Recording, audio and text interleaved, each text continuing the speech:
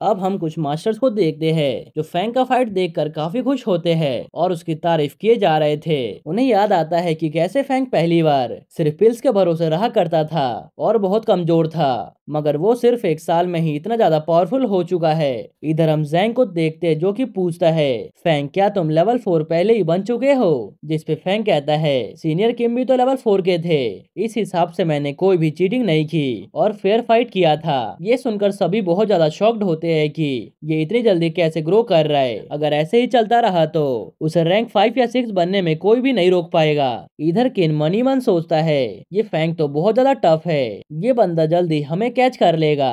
अब जैंग और फैंग एक दूसरे को ग्रीट करके फाइट के लिए रेडी हो जाते हैं। तब फैंग भागते हुए जाकर जैंग के ऊपर हमला कर देता है और अपना मेंटेलिटी डिस्टर्बेंस पावर का यूज करता है और जाकर सीधा जैंग के कंधे पर हमला कर देता है, जिस कारण से जैंग जल्दी से साइड हो जाता है। फिर फैंग जल्दी से भागते हुए आता है और अपने मेंटेलिटी का यूज करके उसके ऊपर हमला कर देता है। इधर जैंग मनी मन सोचने लगता है, मुझे इस सिचुएशन से बाहर निकलना पड़ेगा। फिर वो अपने किलिंग एनर्जी को एक्टिवेट कर देता है। इधर हम फैंग को देखते हैं जो अपने मेंटेलिटी और वाइटलिटी को जल्दी से फुल कर लेता है और जल्दी से आकर उसके ऊपर हमला कर देता है। ये देखकर सभी लोग बहुत ज्यादा शॉक्ड होते हैं कि ये फैंग जैंग के ऊपर कैसे भारी पड़ रहा है। इधर डीन कहते हैं, जैंग अपर रैंक 4 बनने ही वाला है, वो इतना बड़ा कमजोर तो नहीं है जितना वो फाइट में दिख रहा है, मगर किलिंग एबिलिटी से भरे होने के बाद भी जैंग को प्रॉब्लम आ रही है मेंटेलिटी को बीट करने में, और ये बहुत ज्यादा कॉमन है कि ये हर किसी के साथ होता है। इधर हम फैंग को देखते हैं जो एक पाम मारकर जैंग को दूर कर देता है, जिस कारण से वो बहुत ही ज्यादा डैमेज हो चुका था। इधर फैंग स्माइल करते हुए कहता है, ये सिर्फ एक फ्रेंडली मैच है, इसी कारण से मुझे नहीं लगता अब हमें इसे कंटिन्यू करना चाहिए। दूसरी तरफ जैंग सोच रहा था, इसका मेंटेलिटी कितना ज्यादा स्ट्रॉन्ग है, मुझे काफी दिक्कत हो रही है इसके मेंटेलिटी को बीट करने में। आखिर हान ने इसे कैसे फाइट किया होगा। हम देख पाते हैं कि जैंग के मुंह से ब्लड निकल रहा था और वो बहुत ही ज्यादा थक चुका था। फिर वो हाफते हुए कहता है, मैं हार गया। ये सुनकर फैंग चिल्लाते हुए पूछता है, अगर किसी को मुझे चैलेंज करना है तो वो अभी के अभी चैलेंज कर सकता है, मगर कोई भी आगे नहीं आता और हर जगह सिर्फ सन्नाटा होता है। इधर किन सोच रहा था, मैं इससे क्लोज कॉम्बैट में फाइट नहीं कर सकता, वरना मैं इसके मेंटेलिटी के चपेट में आ जाऊंगा। तब प्रिंसिपल पूछते हैं कि मैं लास्ट टाइम तुम सबसे पूछ रहा हूँ, क्या किसी को कोई ऑब्जेक्शन है फैंग के प्रेसिडेंट बनने में, मगर सभी बंदे मना कर देते हैं कि हमें कोई भी ऑब्जेक्शन नहीं है फैंग के प्रेसिडेंट बनने से। तब प्रिंसिपल कहते हैं, फिर तो अच्छी बात है, अभी जैंग और फैंग अपने ड्यूटी को हैंडओवर कर लो, टीचर और स्टूडेंट साथ में ज्वाइन करो। मैं उम्मीद करता हूँ तुम स्टूडेंट को अच्छे से गाइड करोगे और फ्यूचर में अच्छा काम करोगे। तब फैंग कहता है कि मैं अपनी पूरी ईमानदारी के साथ अपना काम करूंगा, और इसी के साथ इस मीटिंग को एंड कर दिया जाता है। इधर फैंग से किन कहता है, तुम्हारा जो पोजीशन है वो टेम्पररी है, मैं कुछ टाइम बाद तुम्हारे पास आकर तुम्हारा ये पोजीशन अपने हाथों से छीन लूंगा। जिसपे फैंग स्माइल करते हुए कहता है, तुम मुझे इससे पहले बीट करो, उससे पहले तुम्हें अपना $20 मिलियन का कर्ज भी चुकाना है, अगर तुम नहीं दोगे तो मैं तुम्हारा चैलेंज एक्सेप्ट नहीं करूंगा। ये सुनकर किन गुस्से में सोचता है, ये पूरे स्कूल वालों के सामने बोलता रहता है, मैंने इससे पैसे लिया है, आखिर ये बंदा इतना बेशरम कैसे हो सकता है, आखिर अब मैं 20 मिलियन कहाँ से लाऊंगा। फिर वो कहता है कि तुम नॉनसेंस बातें बंद करो, लास्ट टाइम तो 10 मिलियन था। तब फैंग कहता है, अरे हाँ याद आया, अब तुम्हें 10 मिलियन देना है, और ये बात मत भूलना अब सभी लोग यहाँ से जा सकते हैं, किन को मुझे 10 मिलियन देना है। ये बात सबको पता चल चुकी है, और हाँ आज रात को एक मीटिंग है, इसीलिए वहाँ पर कोई भी अब्सेंट ना हो। तभी किन सोचता है कि मैंने इससे पैसे कब लिए थे, आखिर इसने मेरे ऊपर कर्ज कब लगा दिया, मुझे कुछ समझ क्यों नहीं आ रहा। इधर जैंग भी जाते हुए कहता है, किन तुमने मुझसे पैसे लिए हैं, मगर तुम फैंग के पैसे वापस कर दो। तब किन चिल्लाते हुए कहता है, मुझे याद नहीं है मैंने कब फैंग से पैसे लिए थे। ये सुनकर जैंग स्माइल करते हुए कहता है, तुमने मुझसे भी यही कहा था जब तुमने मेरे से पैसे लिए थे। ये सुनकर किन अपने दिमाग पर जोर डालकर सोचने लगता है, आखिर मैंने कब पैसे ले लिए उससे और कितने लिए थे, मुझे कुछ याद क्यों नहीं आ रहा। अब हमें बताया जाता है कि आर्ट सोसाइटी में टोटल 5 प्रेसिडेंट है, जहाँ 4 वाइस प्रेसिडेंट है और एक मेन प्रेसिडेंट है। प्रेसिडेंट के अंदर 6 डिपार्टमेंट आते हैं। इधर फैंग को डॉक्यूमेंट देते हुए ये सभी बातें बताया जा रहा था। टोटल उस सोसाइटी में 215 मेंबर्स है, जहाँ लेवल 4, 3, 2 के मेंबर शामिल है। और रही बात तो 50 मिलियंस का बैलेंस और कुछ पिल्स, ओल्ड मेंबर का लिस्ट बहुत ही इंपॉर्टेंट है, इसी कारण से उसे संभाल के रखना और इसमें कोई करप्शन नहीं होना चाहिए, नहीं तो तुमसे ये पोस्ट वापस ले लिया जाएगा। ये सुनकर फैंक पूछता है क्या इसमें 12 ग्रैंड मास्टर है? तब जैंग उसे बताता है यही तो हमारे क्लब का बैकबोन है, नहीं तो हम इतने सारे स्टूडेंट्स को कैसे कंट्रोल कर पाते। ये सुनकर फैंक कहता है हाँ मैं समझ गया, मगर प्रेसिडेंट का होने का क्या फायदा है? तब उसे बताया जाता है प्रेसिडेंट को 100 क्रेडिट पॉइंट हर महीने मिलते हैं। ये सुनकर फैंक कहता है ये तो बहुत कम है। ये सुनकर वो लड़की गुस्सा होकर उसे पूरे सिस्टम और रिस्पॉन्सिबिलिटी के बारे में बताने लगती है। तब जैंग कहता है अगर तुम्हें और ज्यादा बेनिफिट चाहिए होगा तो तुम्हें बाकी स्कूल के साथ नेगोशिएट करना पड़ेगा। तब प्रेसिडेंट पूछता है जब आप प्रेसिडेंट बने थे तब कोई भी इन्वेंट्री नहीं बचा था ना? तब वो लड़की बताती है जब प्रेसिडेंट आए थे तब इस क्लब में कुछ भी नहीं था। फिर जैंग कहता है कि तुम प्रेसिडेंट बन रहे हो, तुम्हारे फ्यूचर को लेकर क्या प्लान्स है? तब फैंग कहता है खर्च को कम करने से अच्छा है हम अपने इनकम को बढ़ा दे। फिर फैंग वहां से चला जाता है। उसके जाने के बाद लड़की कहती है जैंग तुम इतने कमजोर नहीं होते अगर तुम्हें ये क्लब इतना घसीटता नहीं। ये सुनकर जैंग कहता है नहीं, मैं इस स्कूल और क्लब को घसीट कर नीचे लाया हूँ, मेरे आने के बाद कुछ भी अच्छा नहीं हुआ है। मैंने पहले ही सोचा था मैं इस पोस्ट को हैंड ओवर करने के बाद कैटाकॉम्ब में जाऊंगा और कल्टीवेट करूंगा। ये कहते हुए उसकी आंखों में एक अलग ही चमक थी। फिर वो कहता है अब फैंग इस पोस्ट को संभाल चुका है और मुझे लगता है यहाँ से एक न्यू जनरेशन स्टार्ट होगा। अब हम फैंग को मीटिंग में देखते हैं जहाँ वो कहता है मैं बिना किसी बकवास के सीधे पॉइंट पर आना चाहता हूँ, मैं अब प्रेसिडेंट बन रहा हूँ इस सोसाइटी का और कुछ टाइम तक जैंग मार्शल आर्ट्स की प्रैक्टिस करेंगे और बाकी के वाइस प्रेसिडेंट्स को भी अपने कल्टीवेशन पर ध्यान देना है, इसीलिए जी अब से हमारी मैनेजर होगी, फूड डिपार्टमेंट का डायरेक्टर बनेगा। क्या किसी को कुछ पूछना है? इधर फू कहने लगता है ये फैंग तो बहुत ही बहादुर है और उसे फर्क तक नहीं पड़ रहा है यहाँ पर कितने सारे लोग हैं। ये सुनकर ली बोलता है हाँ जब तक तुम्हारे पास पावर है तब तक तुम अपनी आवाज को उठा सकते हो, इसमें गलत क्या है? फिर फैंग आगे बढ़ते हुए कहता है फ्यूचर में मामूली से बंदों को 20 पॉइंट्स मिलेंगे और रैंक 3, 4, 5 वालों को 50 पॉइंट्स, 100 पॉइंट डायरेक्टर को मिलेगा, 200 पॉइंट वाइस प्रेसिडेंट को और 300 पॉइंट प्रेसिडेंट को। ये सुनकर वो लड़की खड़े होते हुए कहती है क्या तुम्हें पता भी है क्लब को सिर्फ 2000 पॉइंट मिलते हैं, आखिर तुम इतने एक्सपेंस को कैसे कवर करोगे?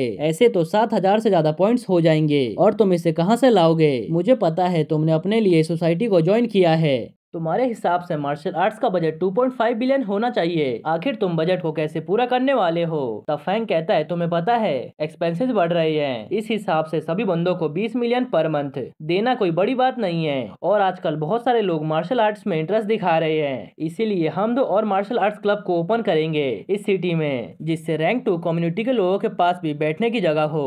2 क्लासेस में 200 प्लस बंदे ज्वाइन करेंगे, इस हिसाब से हम पर ईयर 100 ऑफ मिलियन में खेलेंगे और जो फ्रेशमैन हैं वो जिस एरिया में प्रैक्टिस करते हैं उसे हाफ कर देंगे और हाफ एरिया किसी और स्कूल को दे देंगे पैसों पर और इस साल से अमीर स्टूडेंट का रेंट भी बढ़ा दिया जाएगा।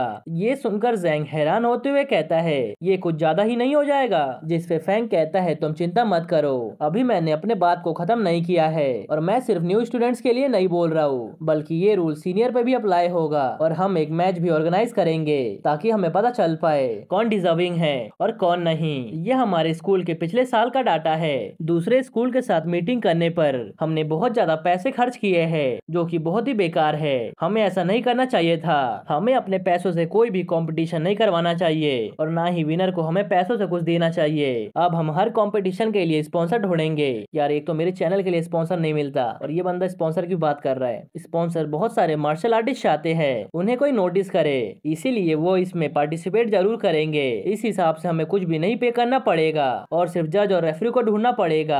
मुझे पता है यहाँ पर बहुत सारे लोग हैं जिन्हें स्पॉन्सर के कपड़े पहनने में शर्म आता है, मगर तुम्हें अपने फ्यूचर के बारे में सोचना चाहिए। जब तुम मास्टर बन जाओगे और हवा में उड़ना सीख जाओगे तो तुम्हें कैसा फील होगा, तुम्हारे बारे में लोग क्या सोच रहे होंगे। इस हिसाब से देखा जाए तो हमारे पास पैसे कमाने के बहुत से तरीके हैं दोस्तों, यही एक तरीका है जिससे अभी हम कुछ 100 मिलियन कमा सकते हैं। फैंग की बात सुनकर सभी लोग बहुत ज्यादा एक्साइटेड हो जाते हैं कि अब हमारे पास पैसे कमाने का अपॉर्चुनिटी है, अब हमें क्लब से ज्यादा फायदा होगा पहले के मुकाबले।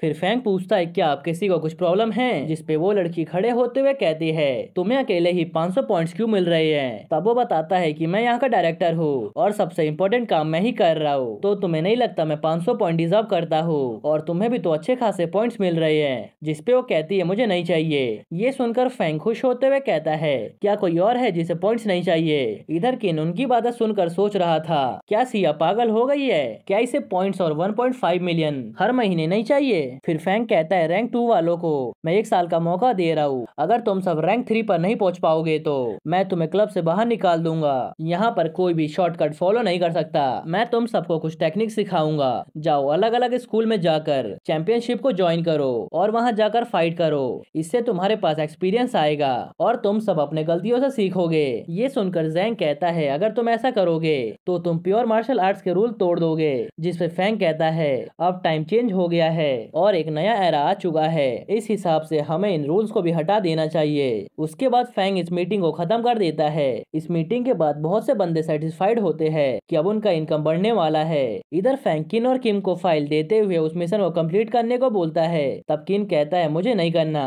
ये सुनकर फैंग उसे मार्शल आर्ट सोसाइटी को क्विट करने का आइडिया देता है। फिर फैंग उन दोनों को स्पॉन्सर ढूंढने के लिए बोलता है और उनके फायदे बताने लगता है। वो उन्हें बड़े बड़े सपने दिखा रहा था। ये सुनकर किन का मुंह बन जाता है। फिर फैंग बाकी को बंदों को डॉम का पिक्चर ऑनलाइन अपलोड करने को बोलता है ताकि उसे देखकर लोग उसे रेंट पर लेने आ जाए।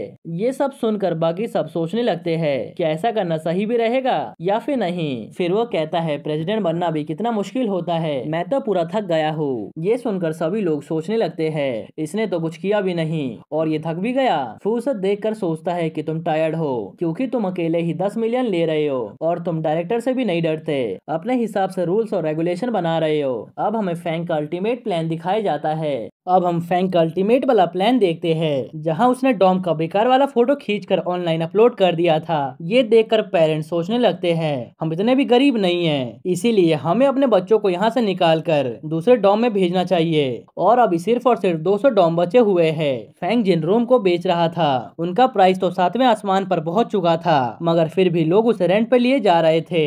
दूसरी तरफ हम फैंक को प्रैक्टिस करते हुए देखते हैं जहां वो अपना मेंटलिटी को बढ़ाते हुए जमीन पर पैर मारता है, जिस कारण से वहां पर फ्लोर में गड्ढे होने लगते हैं। मगर उसे अचानक से अजीब सा फील होने लगता है और उसे ऐसा लग रहा था जैसे उसे इतना ज्यादा मेंटलिटी बर्दाश्त नहीं हो रहा है। फिर उसे नींद भी आना शुरू हो जाता है जिस वजह से वो वहां से भागने लगता है। अब वो ऐसे ही घर की तरफ भागने लगता है जिस कारण से वो जहां पर पैर रखता है वहां पर गड्ढे हो रहे थे और इस वजह से बहुत ज्यादा पब्लिक प्रॉपर्टी का डैमेज हो रहा था। अब हम न्यू बैच को देखते हैं जो कि इस साल ज्वाइन करने वाले थे। इस साल के स्टूडेंट्स के पेरेंट्स बाहर आकर डिमांड करने लगते हैं कि हमें कैंटीन देखने दो और यहाँ का डॉम देखने दो, हमें पता करना है कि आखिर मेरा बच्चा कैसे माहौल में रहने वाला है। ये सुनकर ली गुस्सा करते हुए कहते हैं हम किसी भी पेरेंट्स को अंदर नहीं जाने दे सकते हैं, ये रूल से खिलाफ है। अगर आप नहीं चाहते कि आपका बच्चा यहाँ पे रहे तो आप उनका एडमिशन कैंसिल करवा सकते हैं। ये सुनकर सभी पेरेंट्स गुस्से में वहाँ से चले जाते हैं। दूसरी तरफ हम फैंक को देखते हैं जो कह रहा था पिछली बार से इस बार के बच्चे बहुत ज्यादा स्ट्रॉन्ग है और इस बार बहुत से बच्चों ने एडमिशन लिया है, हमें उन्हें अच्छे से ट्रेन करना पड़ेगा।